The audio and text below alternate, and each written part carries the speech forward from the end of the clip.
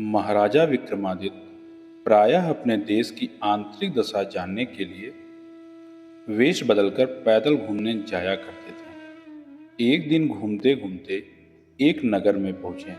वहां का रास्ता उन्हें मालूम न था। राजा साहब रास्ता पूछने के लिए किसी व्यक्ति की तलाश में आगे बढ़े। आगे उन्हें एक हवलदार सरकारी वर्दी पहने हुए दिखा। राजा ने उसके पास जाकर पूछा, महाशय, अमुक स्थान जाने का रास्ता कहाँ है? कृपया बताइए।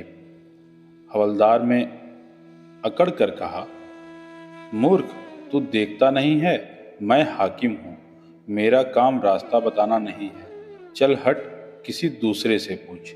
राजा ने नम्रता से पूछा, महोदय, यदि सरकारी आदमी भी किसी यात्री को रास्ता बता दे तो कोई हर्ज तो नहीं है?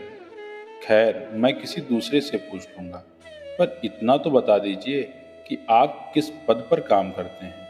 हवलदार ने भौवें चढ़ाते हुए कहा, अंधा है, मेरी वर्दी को देखकर पहचानता नहीं है कि मैं कौन हूँ। राजा ने कहा, शायद आप पुलिस के सिपाही हैं। उसने कहा, नहीं, उससे ऊंचा। तब क्या नायक हैं? नहीं, उससे भी ऊंचा। अच्छा, तो आप हवलदार हैं। हवलदार ने कहा, अब तू जान गया कि मैं कौन हूँ, पर यह तो बता, इतनी पूछताछ करने का तेरा क्या मतलब है? तू कौन है? राजा ने कहा, मैं भी सरकारी आदमी हूँ। सिपाही की ऐंठ कुछ कम हुई। उसने पूछा, क्या तुम नायक हो? राजा ने कहा, नहीं, उससे ऊंचा। तब क्या आप हवलदार हैं? नहीं, उससे भी ऊंचा। तो क्या दरोगा हैं? उससे भी ऊंचा। हवलदार ने कहा, तो क्या आप कप्तान हैं? राजा ने कहा, नहीं, उससे भी ऊंचा। सूबेदार जी हैं? नहीं, उससे भी ऊंचा। अब तो हवलदार घबराने लगा। उसने पूछा, तब आप मंत्री जी हैं?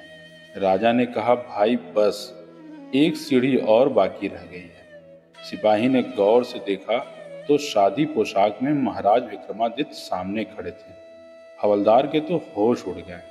वह गिड़गिड़ाता हुआ राजा के पांव पर गिर पड़ा और बड़ी दीनता से अपने अपराध की माफी मांगने लगा। राजा ने कहा, माफी मांगने की कोई बात नहीं है। मैं जानता हूं कि जो जितने ही नीचे हैं वो उतना ही अकड़ते हैं।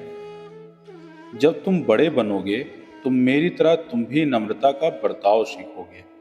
जो जितना ही ऊंचा है वह उतना ही सहनशील एवं नम्र होता है, और जो जितना नीचे एवं ओछा होता है वह उतना ही ऐठा रहता है।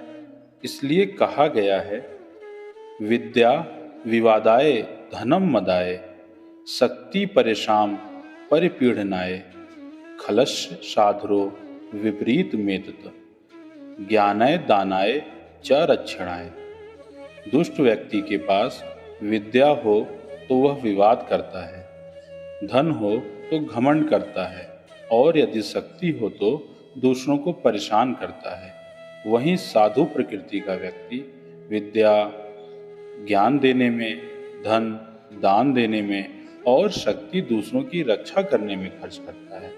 इसलिए आप लोग भी जितना हो सके विनम्र रहें। फिर मिलेंगे दोस्तों अगली कहानी के साथ। तब तक के लिए अपना ध्यान रखना और हमेशा मुस्कुराते रहना।